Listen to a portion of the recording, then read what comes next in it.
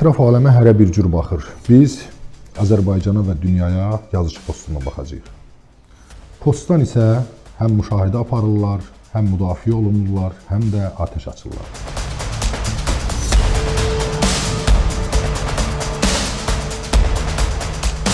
Ölürsən, bədbəxt oğlu, bunu niyə demirsən? Gərginlik yaşamadan qəflətən bombalamaq, yəni bunun mahiyyətində bir namərdlik var. Bizdə beyni fars təbliğatı ilə yuyulmuş insanlara yönəlir və mən onlara deyirəm ki, biraz ağıllı olun. Bunlar çox həvəslə insanları asırlar. Mənim tanıdığım İmam Hüseyin belə ədalətsizlik eləməyib.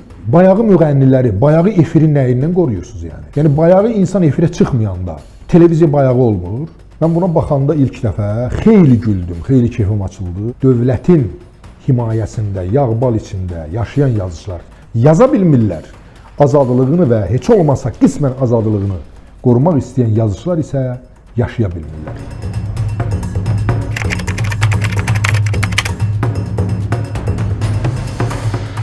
Salam dostlar, həftəmiz çox gərgin keçdi. Yəni İranın bombalanması bütün dünyanı silkələyən xəbərlər oldu və bizim qonşu ölkə olduğu üçün Azərbaycanda bu həyəcanı biz 2 qat yaşadıq və üstəlik də deməli Naxçıvana zərbələr endirdilər, gözlənilmədən zərbələr endirdilər. Belə şeyləri adətən faşistlər eləyirdi, elan etmədən, heç nə bildirmədən. Hər hansı bir münasibətlərdə, danışıqlarda bir gərginlik yaşamadan qəflətən bombalamaq, yəni bunun mahiyyətində bir namərdlik var. Müsəlmançılığa, yəni qonşuluğa, tarixi qonşuluğa sığmayan bir namərdlik var. Hərgah biz İrandan dönə-dönə bu münasibətləri görmüşük, yəni Azərbaycana bu cür həqarətli münasibətləri görmüşük. Mən özüm bunun şəxsən şahidi olmuşam. 2008-ci ildə səhv eləmirəmsə İranda beynəlxalq kitab sərgisində oldum, Müsəllah meydanında, Tehranın böyük Müsəllah meydanında. Orada yəni sərgi belə yerdir ki, həm də insanlar bir-birinə görüşürlər, söhbət edirlər. Orada farslaşmış çoxlu azərbaycanlılar var, hiss edirsən ziyalı adamlardır filan. Orada gəlirdilər, biz təbii ki, mən dövləti təmsil edirdim, Mədəniyyət Nazirliyinin əməkdaşı kimi gəlirdilər, söhbət edirdik. Mən onların düşüncəsində ümumiyyətlə bu faşizmi görürdüm. Azərbaycana qarşı bir aşağılayıcı münasibəti, hətta əsli Azərbaycanlı olan insanlar idi bunlar, amma tamamilə beyin farslaşmışdı. Yəni Mirzə Cəlilin Anamın kitabındakı pan-islamist düşüncə, təəssüf ki, burada İslam sözü işlənir, amma farspərəst daha çox demək olar. Yəni fars aşiqi insanlar, farslaşmış Azərbaycanlılar. Hətta bir əlifba söhbəti olanda mənə dedilər ki, siz niyə əski əlifbanıza qayıtmamısınız, Rusun əlifbasından çıxıb gərək qayıdaydınız siz ərəb əlifbasına. Mən ona izah elədim ki, bizim deməli Cümhuriyyət yarananda onun əlifbası Latin qrafikası olub, dövlət əlifbası olub və biz həmin əlifbaya qayıtmışıq. Bizim söz deməli fonetik imkanlarımız bu işarələrlə daha çox üst-üstə düşür, nəinki ərəb əlifbası ilə. Mən ərəb əlifbasını bəli Quran onunla qələmə alınıb filandı, fars şeirini orada bizim tədqiqatçılar oxuyurlar. Heç bir əlifbaya qarşı bir mənfi münasibətimiz yoxdur, ancaq mən xahiş edirəm və hətta tələb edirəm ki, siz də bizim dövlətin atributlarını, o cümlədən əlifbaya hörmətinə yanaşasınız. Həmin vaxt deməli Fələstin hadisələri baş vermişdir, o fosfor güllələr atmışdılar. O yəhudilər haqqında söhbət elədi, bizim yəhudilərlə dostluğumuzu az qala belə başıma qalxmaq səviyyəsində danışdı. Mən də izah elədim ki, biz balaca bir ölkəyik, dünyada hamı ilə dost və mehriban münasibət qururuq. Hətta dedim, Ermənistan belə bizim ərazilərimizi işğal eləməsə onlarla normal münasibətimiz olar. Heç kimə qarşı Azərbaycanın faşist, irqçi bir mövqeyi yoxdur. Heç bir etnik qrupa öz tərkibindəki milli azlıqlara olmadığı kimi qonşulara və uzaq dünya ölkələrinə də yoxdur. Biz hamının müstəqilliyinə hörmətlə yanaşırıq, ərazi bütövlüyünə, eyni zamanda bunu da tələb edirik və İsrailin də. Ancaq dedim, bir dost kimi sizdən soruşmaq istəyirəm, bir dindaş kimi, eyni dinin mənsub olan insanlar kimi. Məhəmməd Peyğəmbər hümmət sözünü işlətdi, yoxsa Fələstinlilərlə Azərbaycanlıları bir-birindən ayırdı? Dedi, yox, o ümmət sözünü işlətdi. Dedim, bəs belədirsə, sizin Fələstində ölən uşaqlara görə etiraz eləməyinizi mən anlayıram və mən də etiraz eləyirəm. Mən burada sizlə həmrəyəm. Ancaq bəs Xocalıda bir gecədə baş verən qırğınlarla bağlı niyə heç vaxt heç nə demirsiniz? O dedi ki, bizim bunun haqqında məlumatımız yoxdur. Orada Heydər Əliyev Fondunun deməli buraxdığı bir kitab var idi, Xocalı faciəsi ilə bağlı. Bir neçə dildə fransız, rus, ərəb, fars, və sair dillərdə ingilis alt yazılarla vermişdilər konkret faktlar əsasında. Mən o kitabı götürdüm, verdim ki, indi öyrən və danışanda bu faktlara da söykən ki, Qarabağda da müsəlmana qarşı bu cür fəlakətlər baş verib. Eyni zamanda Şuşadakı məscidə münasibət, Ağdamdakı məscidə münasibət, Şuşada yalandan biraz rekonstruksiya eləmişdilər, onu da İran stilində eləmişdilər. Yəni, bu təsbikeşliyin olmamasını biz 44 günlük müharibədə də gördük, hətta Güneyli qardaşlarımız siyasi sistemə etiraz olaraq yolları bağladılar. İndi isə cənab prezident gedir, bunlara başsağlığı verir səfirlikdə, eyni zamanda özünün də çıxışında var ki, diplomatik nümayəndələrin hətta Azərbaycan hesabına, həm təyyarə, həm maliyyə hesabına oradan çıxarılmasına razılıq verib ki, çətin gündür, biz sizə kömək edirik və həmin günün səhərisi Naxçıvana gözlənilmədən raket zərbələri endirilir. Halbuki bizim dövlətin rəsmi mövqeyi heç vaxt İranın əleyhinə olmayıb və biz bildiyim qədər bombalanmağın tərəfdarı olmamışıq. Şəxsən mən özüm də, yəni statuslarda düzdür, İran rejimini pisləyirəm, ancaq o demək deyil ki, biz hər hansı bir bombardımanı, xüsusən məktəbə atılan bombaları burada müdafiə edirik. Sadəcə bizim etirazımız İrandakı siyasi rejimədir ki, orada bizim soydaşlarımız da əzilir və belə bir totalitar sistemlə bizim qonşuluğumuz Azərbaycan üçün də çox ağırdır. Yəni, məsələ bu cürdür və Xamenei hakimiyyəti hansı ki, təkcə bir şəxslə bağlı deyil, dini totalitar bir sistemdir, dünya ilə deməli heç cür ayaqlaşmayan bir sistemdir. Harari böyük tarixçidir və o Yəhudi olsa da, indi deyəcəklər Yəhudidən misal çəkirsən, ancaq sözdə məntiq var, mən ona görə misal çəkirəm. Onun çox unikal bir fikri var, İslamofobiya ilə bağlı, indi təkcə Yəhudilər arasında yox. Ümumiyyətlə Qərbdə niyə bir İslam qorxusu var deyə belə bir sual qoyur və orada çox ağıllı bir cavab verir ki, İslam dünyada alternativ dövlət modeli təklif edən yeganə dindir. Bu çox ciddi məsələdir. Yəni, belə çıxır ki, biz öz dinimizi çox sevirik, Qərblilər, Avropalılar öz dinlərini, öz peyğəmbərlərini sevmirlər. Ona görə bəs niyə dövləti dindən ayırdılar və inkişafa qədəm basdılar? Yəni, din bir dövrdə mütərəqqi bir hadisə kimi yaranıb, mütərəqqi bir addımlar atıb, məsələn, qız uşaqlarını öldürməyin, dəvələrə artıq yük vurmayın, ibadət eləyin, oğurluq eləməyin, zina törətməyin, bir-birinizi allatmayın və s. və ilə axır. Yəni, İslam dini, bütün dinlər ümumiyyətlə, mütərəqqi bir dalğa kimi gəlib. Ancaq bir zaman keçəndən sonra həmin mütərəqqi dalğalar buxova çevrilir. Yəni, onun mürtəci siyasəti başlayır, illah da ki, din siyasi hakimiyyətin əlində bir alətə çevrilir. Yəni, Xamenei bir şəxsiyyət kimi mənim dediklərimi çox yaxşı bilirdi. O, böyük bir intellektual idi mən. Onu o cür tanıyıram. Çox ciddi əsərlər oxumuşdu. Məsələn, Sartre'ı çox yaxşı oxumuşdu. Yəqin ki, sol mövqeyinə görə bir balaca özünə yaxın hesab edirdi. Halbuki onlar ateist idilər. Victor Hugo'nun Səfirlər əsərini dünyanın ən yaxşı kitabı adlandırırdı. Yəqin ki, bədii ədəbiyyat içərisində. Səmavi kitablardan təbii söhbət getmir. Və bundan əlavə mən bir maraqlı fakt deyim bilməyənlər üçün, Xameneinin əsli, əslində onun adı ilə də bağlı mübahisəli məqamlar var. Biz onun adını əslində Xamneyi yazmalıyıq. Çünki Xamnə kəndindəndir. Həmin kənd ki, Axundov orada doğulub. Yəni, Xameneinin əsli də Xamnə kəndindəndir və yadınızdadırsa, rəhmətli Heydər Əliyevlə görüşəndə o Mazandaran dənizinin adını çəkdi və bu ifadənin özündə də Azərbaycan müstəqilliyinə bir aşağılayıcı münasibət var idi və rəhmətli Heydər Əliyev də bu məqamı çox yaxşı tutdu. Onun demək olar ki, sözünü kəsdi və dedi ki, dünyanın heç bir yerində Mazandaran dənizi adlı bir anlayış yoxdur. Onu Kaspi dənizi, Kaspiyski Mor, məsələn, ruslar deyir. Eyni zamanda Kaspi dənizi, biz isə Xəzər deyirik. Heç vaxt buranı biz Mazandaran gölü kimi tanımamışıq. Və orada Heydər Əliyev Axundovdan danışdı. Elə bil ki, onun aşağılayıcı tonuna qarşı da o bir cavab verdi. Çox ustacasına Axundovdan danışdı və Xamenei dedi ki, eşitmişəm onun haqqında. Halbuki Sartre'ı oxuyan, yəni fransız ədəbiyyatını, dünya ədəbiyyatını yaxşı bilən bir insan Axundovun kim olduğunu bilirdi. Çox gözəl bilirdi, onun nə dediyini çox əla bilirdi. Yəni, mən bugün arzulayardım ki, Azərbaycan insanları dini fatalizmin, dini xurafatın yanında olmasınlar. Heç kimin inancına hörmətsizlik etmədən deyirəm bunu. Hər kəsin inancına bizim hörmətimiz var. Ancaq iman bir mənəvi kateqoriyadır. Yəni, bunu sən sosiallaşdıranda, insanların həyatına müdaxilə eləyəndə, yəni sən namaz qılırsan çox gözəl, amma başqasının həyatına müdaxilə eləməmisən ki, sən də qılmalısan və yaxud sən xristiyansan, sən boynuna xaç asmışsan. Bunlar insanların birisiz fərdi seçimləridir. Bunlar insanların fərdi azadlıqlarıdır. Məsələn, mən daha çox din adamları arasında görmüşəm ki, adamların həyatına müdaxilə edirlər. Onların hətta intim dünyasına müdaxilə edirlər. Bu yaramaz və bu dövlət səviyyəsində bu bir siyasətə çevrilirsə, böyük partlayışlar, böyük narahatlıqlar yaradır.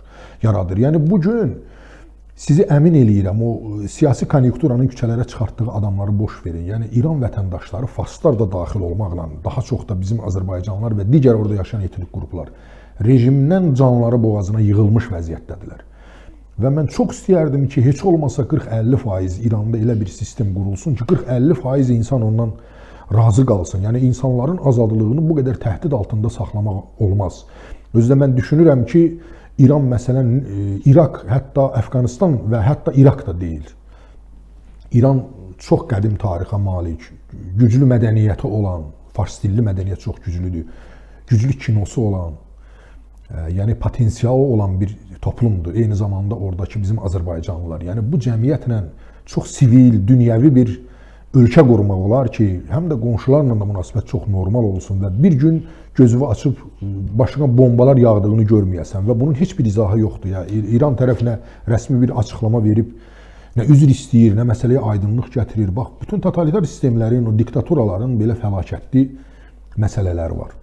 Arzu eləyirəm ki, tezliklə orada müharibə qutarsın və normal bir rejim yaransın. Yəni, din adından istifadə edən fəlakətli bir diktatura sona çatsın və biz də bir qonşu kimi burada özümüzü rahat hiss eləyək.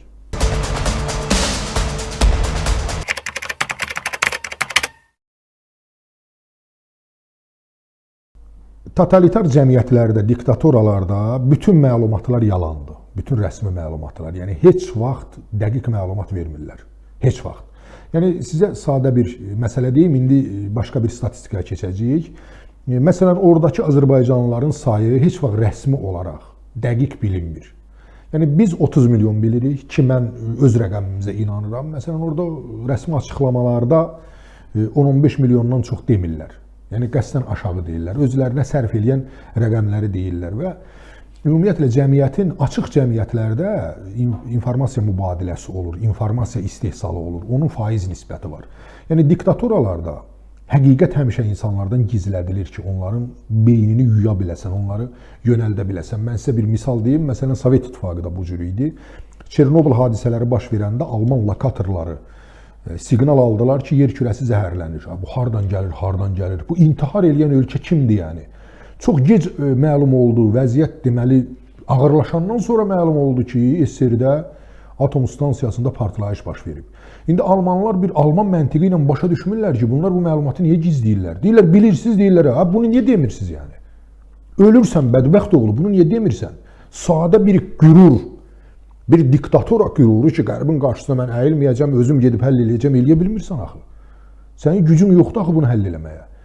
İkinci versiya, Almanlar təklif eləyir, biz nə kömək eləyə bilərik? Qərb təklif eləyir, dünya zəhərlənir, biz nə kömək eləyə bilərik?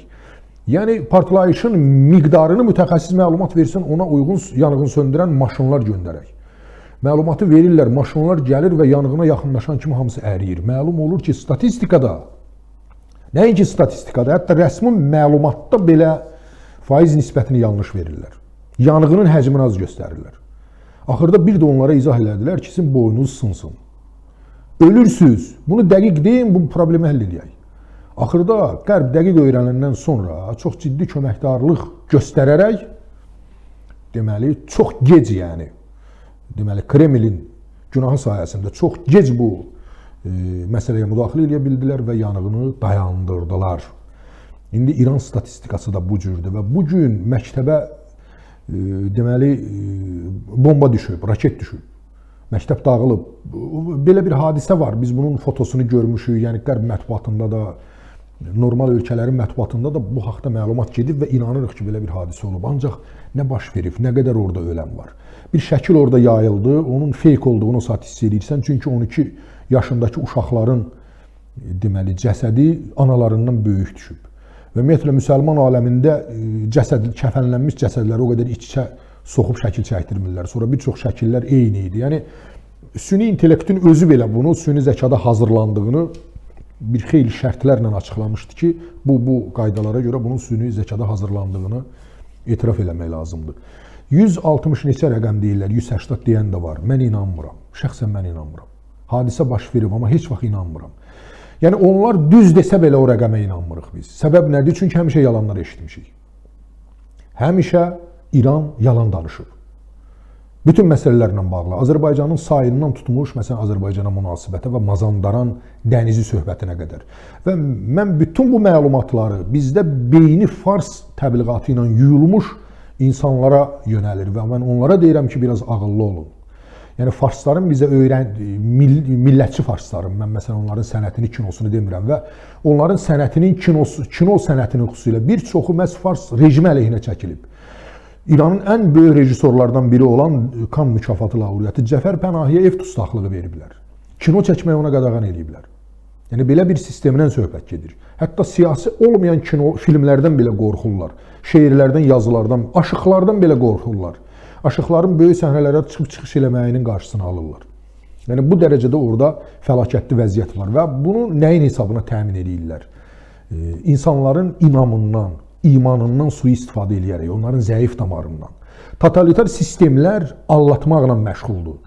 Nə ilə insanı alladırlar? Vətənpərvərliklə. Məsələn, bizdə bir çox məmurlar var. Qarabağ söhbəti ilə xalturalar edir, şəhid mövzuları ilə. İnsanları totallaşdıran, hamını birləşdirən dəyərlərlə onu allatmağa cəhd göstərirlər. Bu aldanışların ən böyüyü dinlə bağlıdır. İnsanların hisslərindən sui-istifadə edirlər. Onlar hisslər ifrat həddə çatır və bütün məntiq və ağıl sərhədlərini zorluyur. Və ona görə də ortada zombilər əmələ gəlir. Onlar çox asanlıqla terror törədə bilərlər, çox asanlıqla adam öldürə bilərlər və inananlar ki, bunu haqq yolunda, Allah yolunda eləyirlər. İndi mən sizə bir çox statistika göstərəcəm və çox xahiş edirəm deyəsiniz ki, yəni hansı tanrı bu boyda haqsızlığı qəbul eləyər? Yəni insan bir məntiqlə düşünməlidir ki, yəni tanrı qəbul eləyərmi bu deməli bu cür qurbanları? Məsələn, edam olunan, əvvəl gəlin baxaq deməli etiraz aksiyalarında həlak olan insanlara. Ortalama rəqəm 4000-dir. 20-30 min deyənlər də var. 20-30 min dünya mətbuatında açıqlanır ki, 2026-cı ilin etiraz aksiyalarında məhkəməsiz, qanunsuz, heç nə müzakirə olunmadan 4000 adam öldürür. Bu orta rəqəmdir. 20-30 min deyən də var, 3 min deyən də var. Hətta bu 1000 olsa belə İran hakimiyyəti ona cavab verməlidir. Niyə? Nəyə görə? Siz hesab eləyin, sosial şəbəkələrdə bəzi insanlar girib yazırlar ki, siz o ölənləri müdafiə eləməyin, onlar İsrail agentləridir. Təsəvvür eləyirsiniz. İnsanlar küçəyə çıxıb minlərlə insan, nəyəsə etiraz eləyirlər. Tutaq ki, insan edamlarına, öz dilində danışmaq hüququna, təhsilə, səhiyyəyə və s. 1000 dənə səbəb var İranda etiraz eləmək üçün. Və həmin adamları başdan ayağa qədər qırırlar və kimsə, bilirsən, beyni yuyulmuş bir Azərbaycanlı bədbəxt durub deyir ki, bunlar hamısı İsrail agentləridir. İsrail agentləridir, çox gözəl. Bunu məhkəməyə ver, dövlət əleyhinə fəaliyyətini göstər, sübut elə, o qanuna uyğun da bunun cəzasını ver. Yəni onda, yəni Hitler də belə eləyirdi də. İnsanları qırırdı ki, bizim nasist partiyasının fəaliyyəti əleyhinədirlər. Qüdrətli Alman dövlətinin əleyhinə gedirlər. Ari irqinin yaranması kimi mötəbər bir ideologiyaya mane olan insanlardır. Stalin də belə eləyirdi. Deyirdi, pan-türkistdir, Türkiyə işləyən adamlardır. Bütün diktatorlar, bütün cəlladlar öləndən sonra ad qoyurlar hadisələrə. Onun nağılını düzəldirlər ki, axmaq adamları inandıra bilsinlər. Başqa illərdə də 2022-ci il etirazlarında ortalama rəqəm 500-600 nəfər. Yəni bu süni intellektin Google şəbəkəsinə və müxtəlif mənbələrə əsaslanan, eyni zamanda İran mənbələrinə əsaslanan ortalama rəqəmləridir. Yəni obyektivliyə ən yaxın rəqəmlərdir. 2019-cu ildə deməli bu etirazlar nəyə səbəb olub deməli? Benzinin qiymətinin qalxmasına görə 2019-cu ildə İranda etiraz aksiyası keçirilib. 1500-ə qədər adam öldürülüb həmin etiraz aksiyasında. Təsəvvür eləyin. Yaşıl hərəkat 2009-cu ildə 100-ə qədər adam öldürülüb küçədə. Tələbə etirazlarında 20-yə qədər adam öldürülüb 99-cu ildə. Sonra gəlirik bunların rəsmi dövlət qurumlarının, məhkəmələrinin qərarı ilə edam olunan insanlara və onların, sizi əmin eləyirəm, dünyəvi qanunlarla yanaşsanız onların 95% günahsızdır. 95%. İkinci də dövlətin əlində imkan var ki, xüsusən ali ruhani liderin əlində imkanlar var ki, bu edamları nə ilə əvəz eləsin, heç olmasa onları yubatsın. Ancaq bunlar çox həvəslə insanları asırlar. Elə bir orta əsr vəhşiliyidir. Yəni belə İslam mı olar yəni? Belə İslam varsa yəni mən ondan imtina eləyərəm. Çox böyük məmnuniyyətlə. Belə din mənə lazım deyil. Ancaq mənim tanıdığım din bu belə ədalətsizliyi eləmir.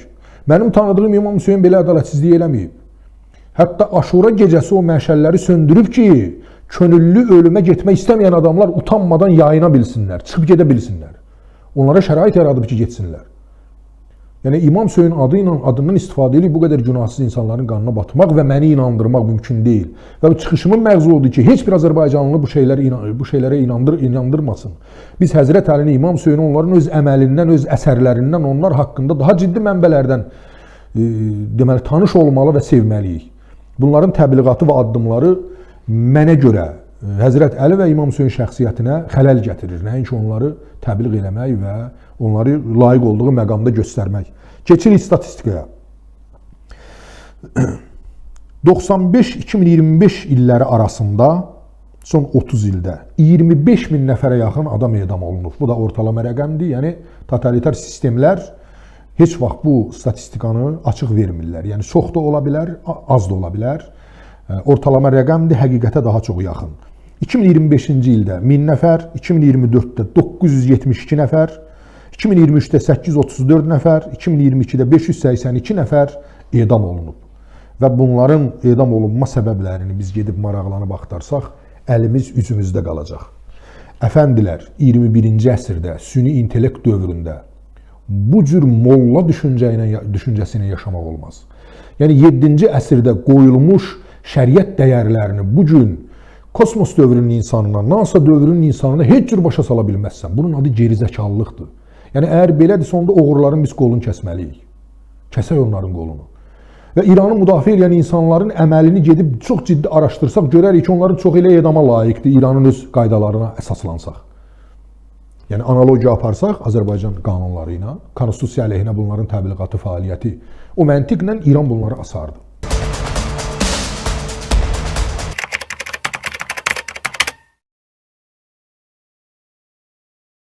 Doğrusu bu müğənnilərə efir qadağası artıq bir yumora çevrilib. Çünki məsələ nədir?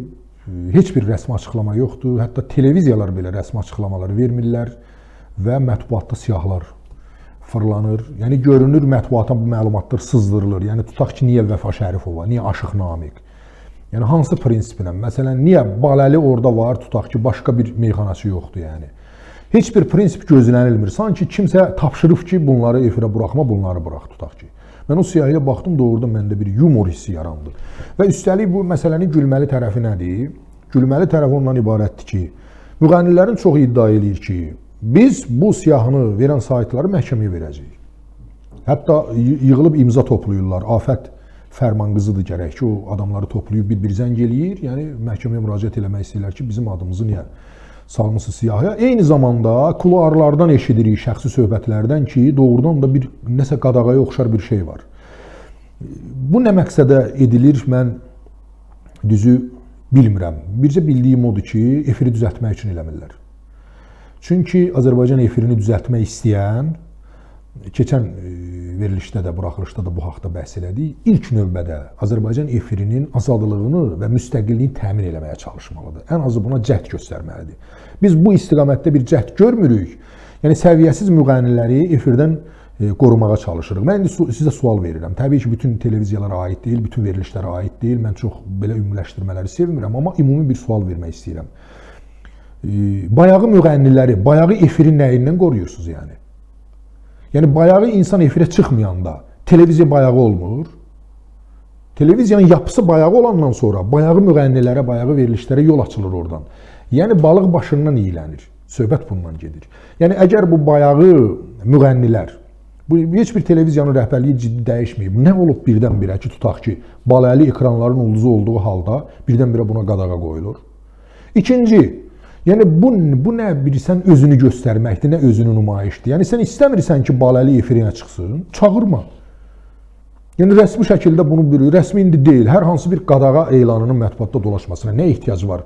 Yəni belə indi bayaq İrandan danışdıq, o totalitar sistemlərə xas repressiv bir münasibət nəyə lazımdır? Bu sahədə olan adamlara efir qadağandır. Bəlkə dövlətlə bağlı çox ağıllı bir söz deyəcək.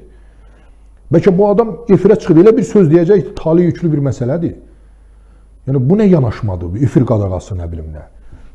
37-ci illəri xatırladır, 30-cu illər və Sovet totalitarizmini xatırladır. O küçə müğənniləri var idi ki, onlara efirə qadağa qoymuşdular. Yəni Türkiyədə məsələn İbrahim Tatlıses Sovet efiri qadağa qoyardı. Çünki musiqi təhsili yoxdur. Türkiyədə çox əjdaha, bizim elə özümüzdə çox əjdaha bəstəkarlar var ki, onların bəstəkarlıq diplomu yoxdur. Elə bəstəkar diplomu olan insan var ki, heç iki normal melodiyanı dalbadal bəstələyə bilmir. Diplomu olmayan adamların mahnılarını efirə qoymurdular. Ələkbər Tağıyev sonra Zeynəb Xanlarov oxuyanda falan bir tər, yəqin vəzifəsindən də falan istifadə edib bir tər efirə çıxmışdı. Yəni bu nə yanaşmadır, bu nə istiqamətdir, bu nə düşüncədir. Çağırmırsan adamı efirə. Vəssalam. Kim qoyur bu efir qadağasını? Hansı məntiqlə, hansı səlahiyyətlə? Və məsələn, Baləlinin milyonlarla tamaşaçısının haqqını danmırmı bu? Hansı əsasla o tamaşaçını sən ekrandan cüda salırsan? Və bu nə totalitar yanaşmadır? Və bir daha təkrar edirəm, Azərbaycan efirini doğrudan təmizləmək istəyirsinizsə, onun rəngarəngliyini, cəmiyyəti obyektiv ifadə eləməsini təmin edin. Yəni, Afət Telman qızını Aşıq Namiqi efirdən qorumaqla televiziyaların səviyyələri qalxmaz.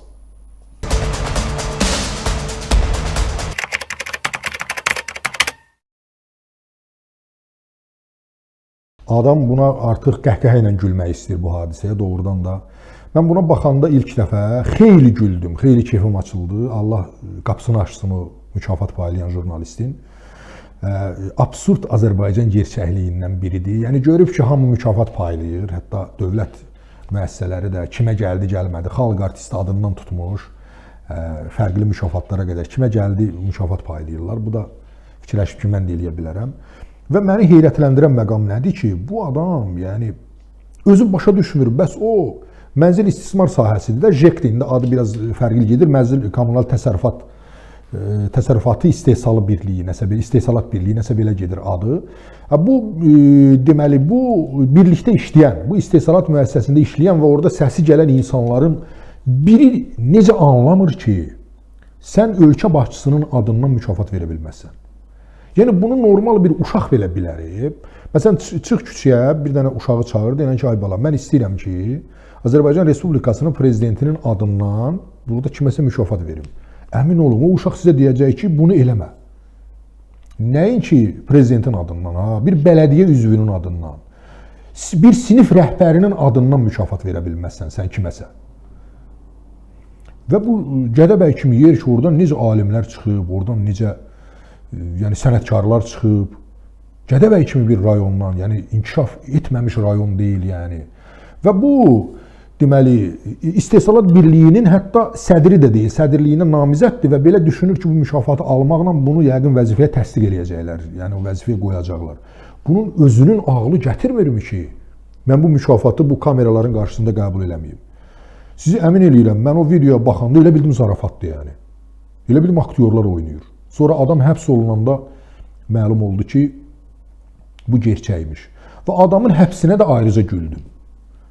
Yəni, məncə orada həbsə ehtiyac yox idi. Onu gülə-gülə bir müəssisə çağırıb, hətta icra hakimiyyətinin uyğun bir şöbəsinə çağırıb, orada onu başa salmaq lazım idi. Cəzanı da bir töhməti də verirsən o İstehsalat Birliyinin sədr əvəzinə ki, ağıllı ol. Ümumiyyətlə, o zəka ilə sən orada necə işləyirsən və insanlara necə xidmət göstərirsən. Və orada səni alqışlayan adamlar hansı düşüncə ilə, hansı məntiqlə, hansı səviyyə ilə o tədbirdə iştirak edirlər. Bax, budur cəmiyyətimiz.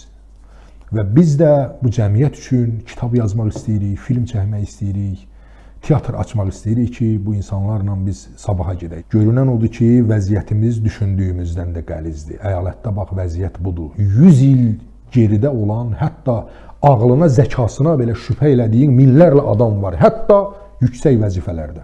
Bax, bu bir Azərbaycan gerçəkliyidir ki, həm adam ağlamaq istəyir, həm də gülməkdən özünü saxlaya bilmir.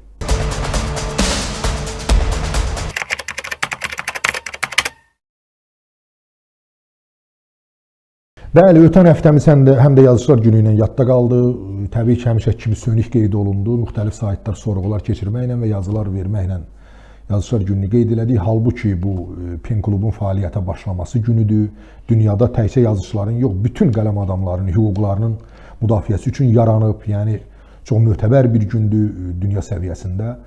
Və bizdə də deməli, indi necəsə qeyd olundu, mənim özümə də təbrik yazanlar oldu, bir yazıçı kimi məni təbrik elədilər. Biz də yazıçı postu olaraq mütləq bu hadisəyə bir reaksiya verməli idik. Mən Azərbaycan yazıçısının vəziyyəti haqqında çox qısaca bir şey demək istəyirəm. Azərbaycanda ədəbi mühitin vəziyyəti belədir.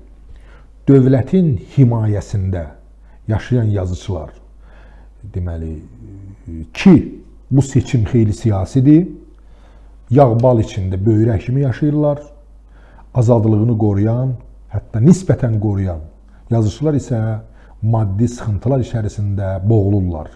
Paradoks isə nədən ibarətdir? Dövlətin himayəsində, yağ-bal içində yaşayan yazıçılar yaza bilmirlər. Azadlığını və heç olmasa qismən azadlığını qorumaq istəyən yazıçılar isə yaşaya bilmirlər. Bu da bizim yazıçıların və ədəbi mühitimizin faciəvi bir gerçəkliyi. Çox sağ olun. Mənə baxdığınıza görə hamınıza minnətdarlığımı bildirirəm.